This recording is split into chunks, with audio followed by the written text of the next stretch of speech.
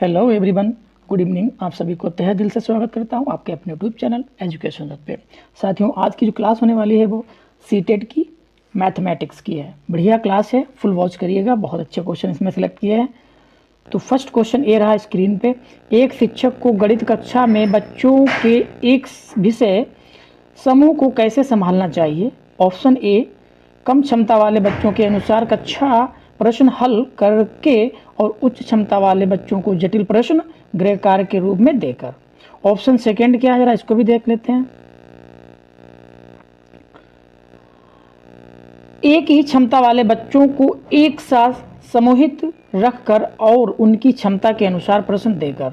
Option C क्या है, जरा देखते हैं। एक ही कक्षा में सभी बच्चों को एक साथ समूहित रखकर। ऑप्शन डी, अलग अलग क्षमताओं वाले बच्चों को एक साथ समूहित रखकर ताकि वे एक दूसरे से सीख सकें। तो इसका जो आंसर बनेगा ये है डी वाला। ठीक है, बढ़िया क्वेश्चन है। इसका आंसर जो बन जाएगा डी वाला, D is the right answer हो जाएगा। नेक्स्ट क्वेश्चन पे चलते हैं। राष्ट्रीय पाठ्यचर्या की रूपरेखा 2005 पर बल देती है। बढ़िया क्वेश्चन है। ऑप्शन ए, गणित चयनित शिक्षार्थियों को पढ़ाया जाएगा। ऑप्शन बी, गणित में सफलता प्रत्येक बच्चे के लिए आवश्यक है। ऑप्शन सी, शिक्षार्थियों की तार्किक गणितीय योग्यता के लिए पहले उनकी परीक्षा देनी चाहिए। ठीक है, तो इसका जो आंसर बनेगा वो वी बन जाएगा। ठीक है, B is the right answer हो जाएगा। नेक्स्ट क्वेश्चन पे चलते हैं।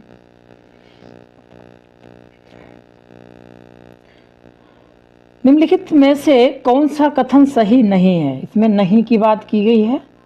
ठीक है, नहीं की बात की गई। तो ऑप्शन ए, सभी अभाज्य संख्याएं विषम संख्याएं होती हैं। ऑप्शन बी, अभाज्य संख्याएं अपरिमित रूप से अनेक हैं। ऑप्शन सी, अभाज्य संख्याओं के केवल दो गुणनखंड होते हैं। ऑप्शन डी, एक अंक वाली केवल 4 अभाज्य संख्याएं हैं। तो इसका जो आंसर बनेगा वो ए बन जाएगा। ए इज द राइट आंसर हो जाएगा। ठीक है, नेक्स्ट। हाँ, एक बार और रिपीट करते हैं। सभी अभाज्य संख्याएं विषम संख्याएं होती हैं, ये है। इसमें नहीं की बात की गई है तो ये है। ठीक है, और ऑप्शन इसमें वैसे कौन सा सही है? सब ये भी सही है, ये भी सही है और ये भी सही है। ये गलत है, तो इसमें नहीं की बात की गई है तो हम ये वाला लगा देंगे। ठीक है, नेक्स्ट क्वेश्चन ये रहा आपकी स्क्रीन पे। 1/3 में समतुल्य भिन्न लिखिए। कक्षा 4 के शिक्षार्थियों से पूछा गया यह सवाल की ओर संकेत करता है। ऑप्शन ए, उच्च स्तरीय मांग कार्य क्योंकि संयोजन के बिना प्रक्रिया पर आधारित। और ऑप्शन बी, निम्न स्तरीय मांग कार्य क्योंकि उनमें केवल प्रक्रमणकारी कौशलों की आवश्यकता होती है। ठीक है, और ऑप्शन सी, निम्न स्तरीय कार्य मांग कार्य क्योंकि यह केवल रटने पर आधारित है। देखो, केवल और रटना इसमें देखना भी। और ऑप्शन डी क्या है, उच्च स्तरीय मांग कार्य क्योंकि यह संयोजन के साथ प्रक्रिया पर आधारित है। ठीक है, तो क्वेश्चन नंबर 4 का जो आंसर बनेगा वो कौन सा हो जाएगा? वी हो जाएगा। ठीक है, B is the right answer हो जाएगा। नेक्स्ट क्वेश्चन पे चलते हैं।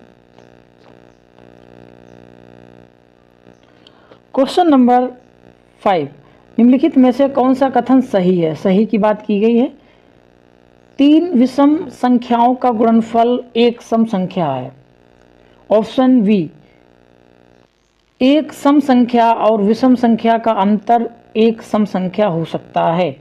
और ऑप्शन सी, 2 विषम संख्याओं और एक सम संख्याओं का योगफल एक सम संख्या होती है।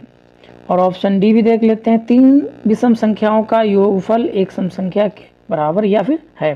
तो इसका आंसर क्या हो जाएगा?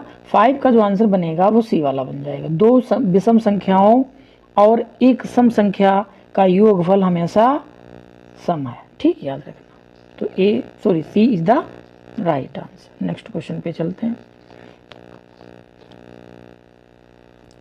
क्वेश्चन नंबर 8, 10 दहाई प्लस 11 सैकड़ा प्लस 12 इकाई बराबर है। ठीक है, तो इसको कैसे लिखोगे पहले देखो। इसमें सैकड़ा की बात की गई है, तो पहले आप चाहे दहाई लिख लो, चलो दहाई लिख लेता हूँ मैं। 10 को दहाई से मल्टीप्लाई, यानी 10 को 10 से मल्टीप्लाई कर देंगे 100 हो जाएगा।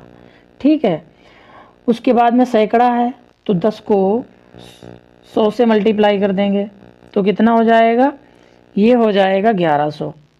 कितना हो जाएगा, 1100। ठीक है, याद रखना। नेक्स्ट वाला है इकाई 12, यानी 12 इकाई, यानी 1 से मल्टीप्लाई करना है तो कितना बन जाएगा, ये 12 बन जाएगा। ठीक है, कितना बन जाएगा, ये 12 बन जाएगा।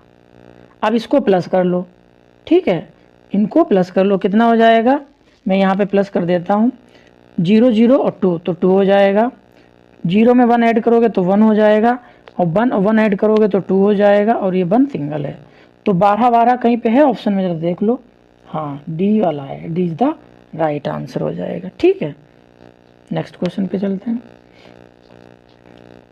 क्वेश्चन नंबर 10 क्या है, कितने 1/15 में 5/3 है, मतलब 1/5 15, 1/15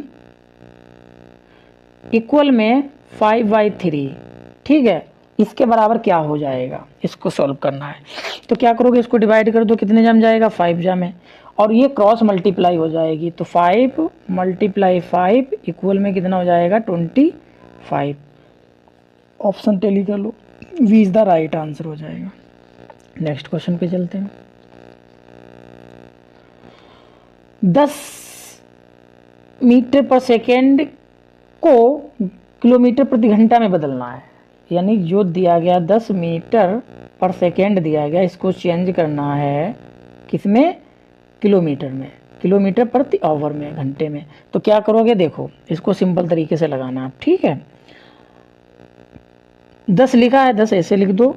अब आपको सबसे पहले किलोमीटर, एक चीज़ यहाँ पे मैं और बता देता हूँ आपको, मीटर और पर सेकेंड में कोई भी चीज़ चेंज करना पड़े किलोमीटर पर घंटे में, मीटर पर सेकेंड को किलोमीटर प्रति घंटे में चेंज करना पड़े, तो आप क्या करोगे, 18/5 कर देना। अगर आपको किलोमीटर पर आवर दिया हो और मीटर पर सेकेंड में चेंज करना हो तो 5/18। ठीक है, अब देखो, अब यहाँ पर कहा गया है मीटर पर सेकेंड दिया गया है, घंटे में चेंज करना है, यानी किलोमीटर प्रति घंटे में चेंज करना है। तो 10 × कितना हो जाएगा, 18/5, 5 से इसको डिवाइड करो 2, 18 2 जा कितना होता है, 36। तो D is the right answer हो जाएगा। नेक्स्ट क्वेश्चन पे चलते हैं, आए हुए क्वेश्चन है ये। निम्न में से कौन सा सही नहीं है, इसमें नहीं की बात की गई है। ठीक है, तो देखो सबसे पहले एक चीज को आप समझना, यहाँ पे 1 मिलीमीटर में 0.1 सेंटीमीटर होता है। हाँ बिल्कुल होता है। कैसे होता है ये भी मैं बता देता हूँ आपको। देखो 1 मिलीमीटर ऊपर लिख लो, और 1 मीटर में कितने सेंटीमीटर होते हैं, 100 होते हैं। अब जब आप 100 से 1 को डिवाइड करोगे तो क्या हो जाएगा, 0.1 आ जाएगा। और ये किस में चेंज हुआ, ये सेंटीमीटर में चेंज हुआ। किस में हुआ, सेंटीमीटर में चेंज हुआ। ठीक है, तो ये तो ऑप्शन सही है। फिर नेक्स्ट वाला, ये ऑप्शन सही है। सेकेंड वाला देख लो, 3 लीटर 30 मिलीलीटर में इक्वल है 300 मिलीलीटर। तो एक चीज़ बताओ कि 1 लीटर है, उसमें कितने लीटर मिलीलीटर होते हैं, 1000 होते हैं। कितने होते हैं, 1000 होते हैं। अब यहाँ पर तो ये कम है संख्या, है ना, ये 300 मिलीलीटर है, और यहाँ पर एक बात की गई है। ठीक है, तो ये कितना बन जाएगा, ये बन जाएगा हमारा 1000 को मैं 3 से मल्टीप्लाई कर दूंगा तो मेरा कितना हो जाए, 3000 हो जाएगा। हो गया। अब इसमें 30 हम ऐड कर देंगे तो ये हमारा फिर बनेगा, कितना बन जाएगा, 3 बन जाएगा, है ना। और ये ऑप्शन में है नहीं। ठीक है, तो ये फिर गलत हो जाएगा, यानी ये सही है, ये गलत। अब 1 पैसे में इतने रुपए होते हैं, हाँ सही है। 1 और आधा दर्जन मतलब 1 दर्जन, यहाँ पे 1 और आधा दर्जन, 1 और आधा दर्जन कितना है। अब एक बात बताओ, 1 दर्जन होता है 12 का, ठीक है, तो 1 दर्जन तो 12 हो गया, अब उसका आधा दर्जन 6 और ऐड कर दो तो कितना हो, 18 हो जाएगा। ये भी सही ऑप्शन। तो फिर कहने का मतलब ऑप्शन इसमें सही कौन सा नहीं है, बी वाला, ठीक है, B is the right answer. Next question ये रहा आपकी स्क्रीन पे। बैन हिले के ज्यामिति स्तर के अनुसार जो विद्यार्थी आकृतियों को दिखावट के अनुसार वर्णित और वर्गीकृत कर सकते हैं वे हैं कौन। ऑप्शन ए, जरा इसको देखते हैं। एक स्तर, स्तर 1 विश्लेषण, स्तर 2 अनौपचारिक निगमन, स्तर 3 औपचारिक निगमन और स्तर 0 मानसिक चित्रण। तो इसका आंसर 17 का जो बनेगा वो डी बन जाएगा, D is the right answer हो जाएगा, ठीक है। नेक्स्ट क्वेश्चन पे चलते हैं।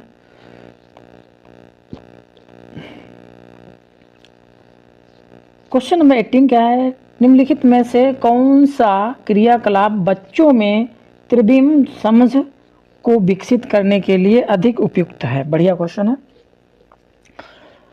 ऑप्शन ए, बोतल के ऊपरी दृश्य को चित्रित करना, ऊपरी दृश्य को चित्रित करना। ऑप्शन बी, मानचित्र पर शहरों का स्थान निर्धारण करना। ऑप्शन सी, चंद्रमा के उदय होने के समय लिखना। और ऑप्शन डी, संख्याओं को संख्या रेखा पर निरूपित करना। तो इसका आंसर बनेगा वो ए बन जाएगा, ए इज द राइट आंसर हो जाएगा, ठीक है। नेक्स्ट क्वेश्चन पे चलते हैं।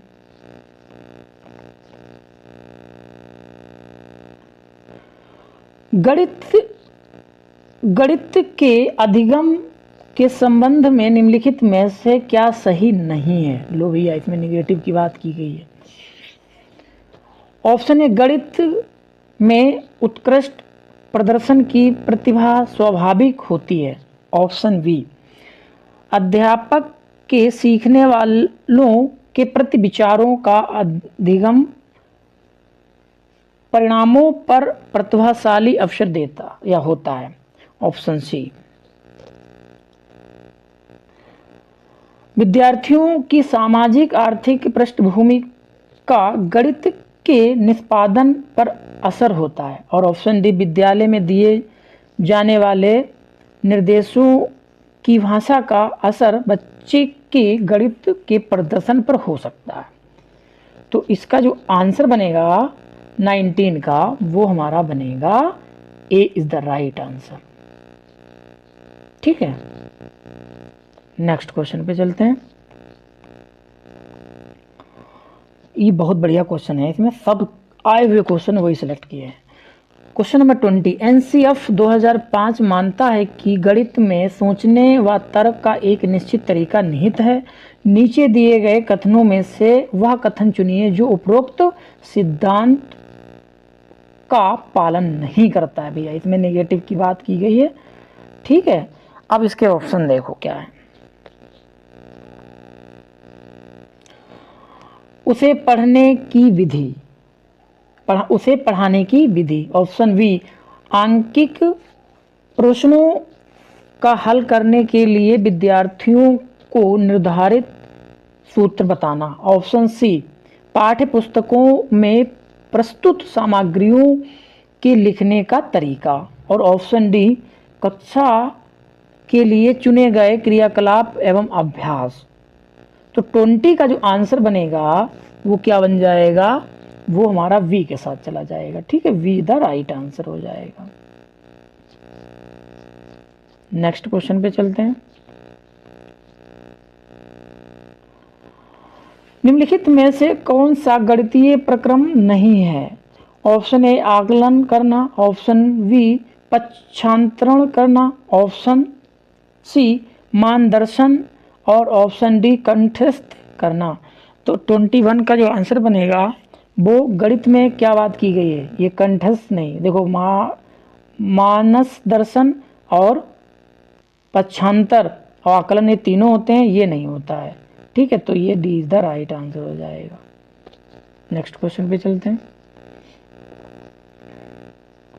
निम्नलिखित में से क्या प्रारंभिक संख्या संकल्पना से संबंधित नहीं है? ऑप्शन ए मापन, ऑप्शन बी वर्गीकरण, ऑप्शन सी वर्ग समावेशन, ऑप्शन डी संरक्षण। तो 22 का जो आंसर बनेगा वो मापन ए इज द राइट आंसर हो जाएगा। ठीक है, नेक्स्ट क्वेश्चन पे चलते हैं।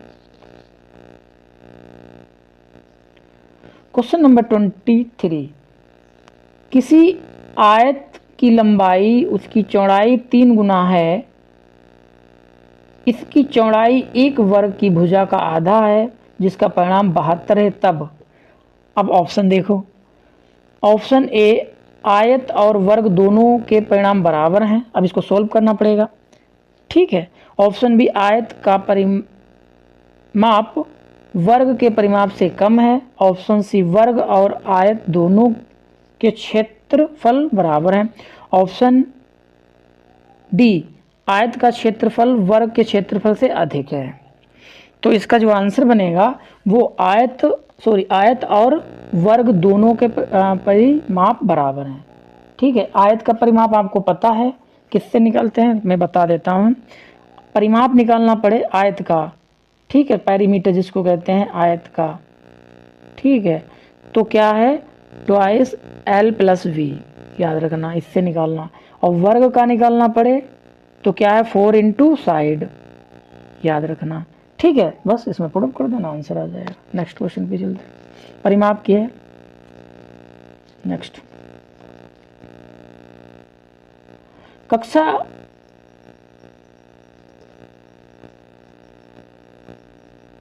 कक्षा में शिक्षिका विद्यार्थियों को विभिन्न प्रकार से चतुर्भुज को परिभाषित करने के लिए कहती है, शिक्षिका का उद्देश्य है।